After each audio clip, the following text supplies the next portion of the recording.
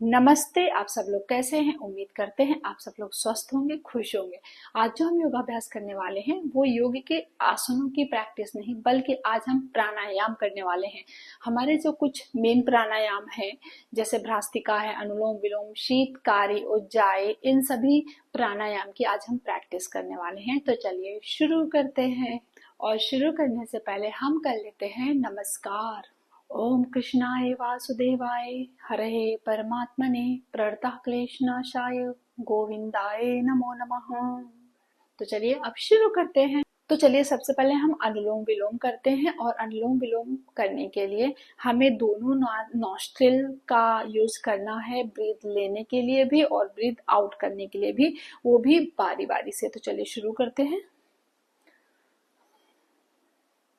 दोनों हाथ की उंगलियां आपके फोrehead में रहेंगी इस तरह से, और एक बार इससे बंद करना है हमें, इस उंगली से अपनी नॉस्ट्रिल को बंद करना है और एक बार थंब से। तो सबसे पहले हम राइट नॉस्ट्रिल से ब्रीथ को लेंगे, सांस को लेंगे, तो लेफ्ट को हमें बंद करना है।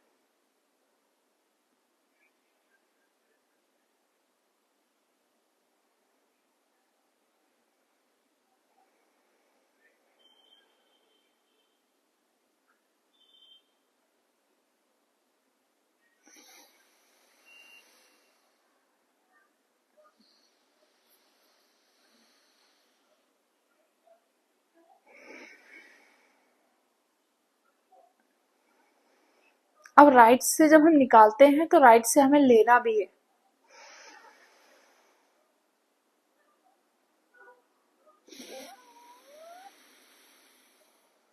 फिर लेफ्ट से निकालते हैं और लेफ्ट से फिर लेना भी है।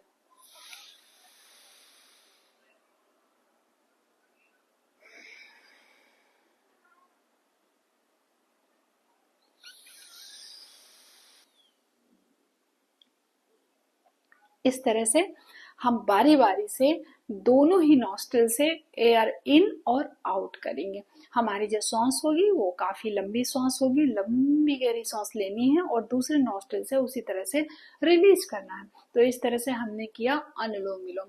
अब करेंगे हम भ्रास्तिका। उसके लिए हम दोनों नॉस्ट्रिल से बहुत ही आराम से लंबी गहरी सांस लेंगे और उसी तरह से हमें छोड़ना भी है। अगर आप चाहें तो इसमें एक इक्विपमेंट्स की तरह इसे हम यूज कर सकते हैं कि जब हम लेंगे सांस तो हमारे हाथ ऊपर, जब ड्रॉप करेंगे तो नीचे।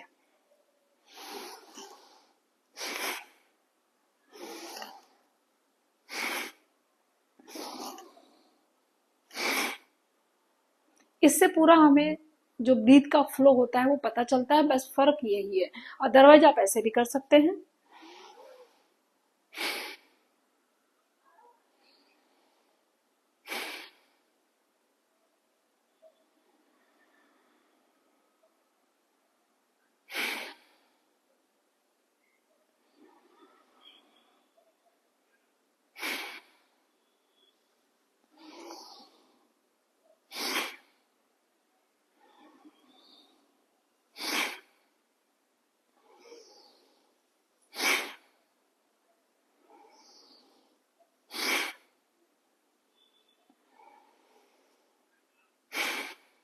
तो इस तरह से हमें भ्रास्तिका करना है। अब हम करेंगे भ्रामरी। भ्रामरी में हमें दोनों आंखें बंद करनी है और दोनों हाथ के अंगूठों से अपने कान के जो होल हैं उसको हमें बंद करना है। फिर हम एक ओम का साउंड करेंगे जिससे हमें एक हमिंग सुनाई देगी, उसे हम कहते हैं भ्रामरी। आप देखते जाएं। हमें अपनी आईज क्लोज करना है, दोनों ही अंगूठे हैं अपने कान के जो होल है उसको बंद करेंगे। बाहर की हमें कोई भी आवाज नहीं आ रही है। अब हमें ओम का साउंड करना है। सांस भरें,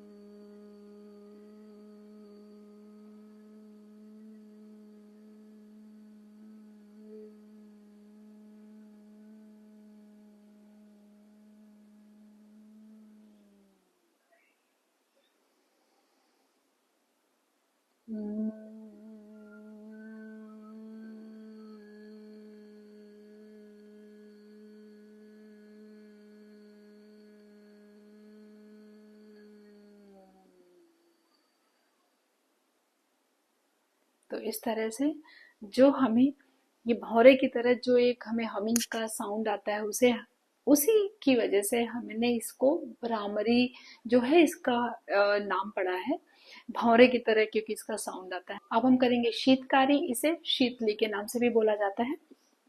इसमें सांस लेने का तरीका बिल्कुल डिफरेंट होता है, कुछ इस तरह से। दोनों टीथ आपके इस तरह से बंद रहेंगे एक दूसरे से, इस तरह से आपके स्माइल वाला फेस रहेगा पूरा। अब हमें इसी तरह से एयर को अपने अंदर लेना है, इस तरह से।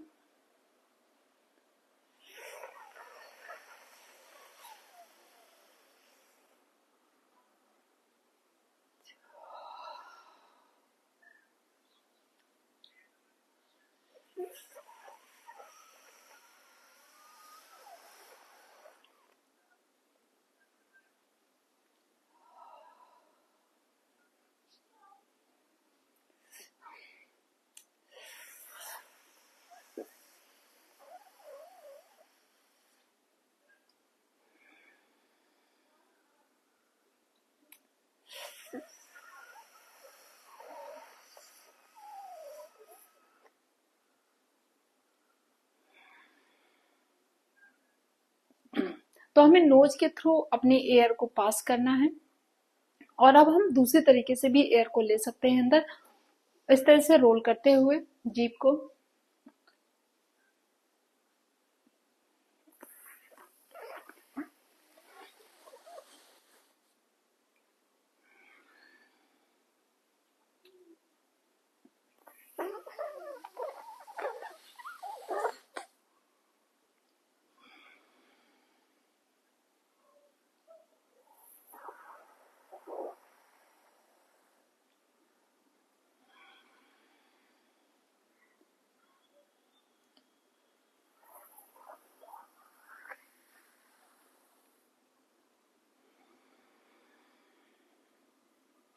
इस तरह से आप ये महसूस करेंगे कि किस तरह से ठंडी ठंडी हवा अंदर जाती है। अगर आपका खाना डाइजेस्ट नहीं होता है, या आपका डाइजेस्टिव सिस्टम में कोई इश्यू है, या कब्ज की कोई प्रॉब्लम है, तो ये वाला प्राणायाम बिल्कुल ना करें, क्योंकि खाने को डाइजेस्ट करने के लिए गर्मी की जरूरत पड़ती है। तो ये वाला प्राणायाम जिनको डाइजेशन का प्रॉब्लम है वो बिल्कुल ना करें। अब हम करने वाले हैं उज्जाई। उज्जाई थोड़ा डिफिकल्ट भी होता है, लेकिन बहुत ही फायदेमंद प्राणायाम है। ये प्राणायाम जो है वो सभी फायदेमंद है, लेकिन उज्जाई की बात कुछ अलग ही है। तो इसके लिए हम ईर मुद्रा बनाकर इस तरह से बैठेंगे, और इसको करने के लिए हम सबसे पहले बता देते हैं कि आपको ये जो आपकी गर्दन का जो यहाँ पर जो पार्ट है वो बिल्कुल टाइट रखना है, और उससे टाइट रखते हुए ही हमें ब्रीदिंग लेनी है। और उसके बाद जब हम बाहर निकालना है तो हमें लेफ्ट नॉस्ट्रिल से निकालना है। तो सबसे पहले हमें ब्रीथ कैसे लेना है वो देखना है। अभी अगर आप पहली पहली बार कर रहे हैं तो गर्दन को टाइट करना, वैसे तो आप इस तरह से भी टाइट कर सकते हैं,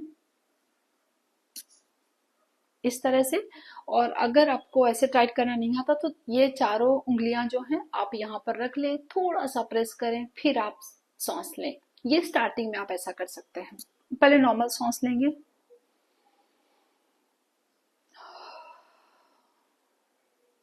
अब हमें अपना जो जो यहाँ पर हमारा जो गर्दन है उसे हमें टाइट करना है।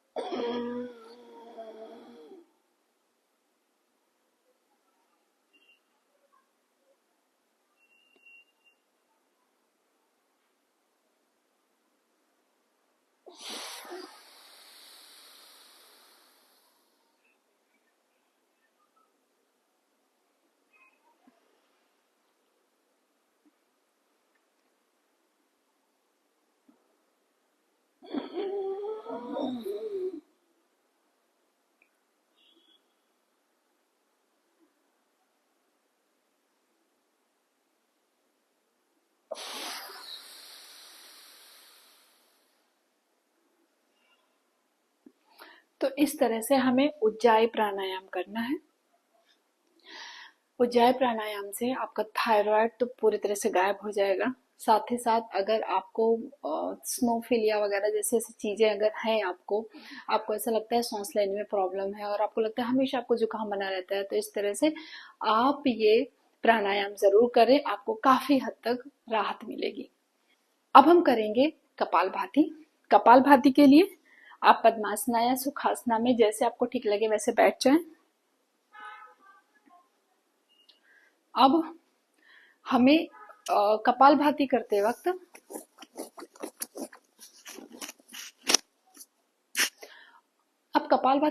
हमें लंबी सी सांस लेनी है, उसको होल्ड करना है और हमें पुश करते हुए यानी कि हमें स्ट्रोक देते हुए अपनी ब्रीदिंग को बाहर निकालना है। जो भी 10-15 ब्रीदिंग आप बाहर छोटी छोटी ब्रीदिंग्स आप निकाल सकते हैं।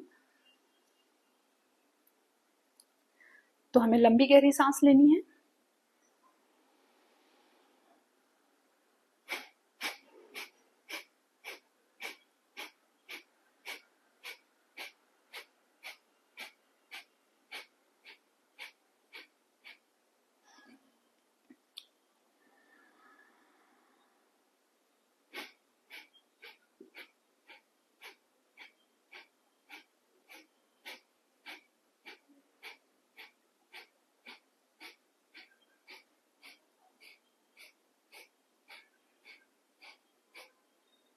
तो इस तरह से हमें स्ट्रोक देते हुए अपनी ब्रीदिंग को बाहर निकालना है।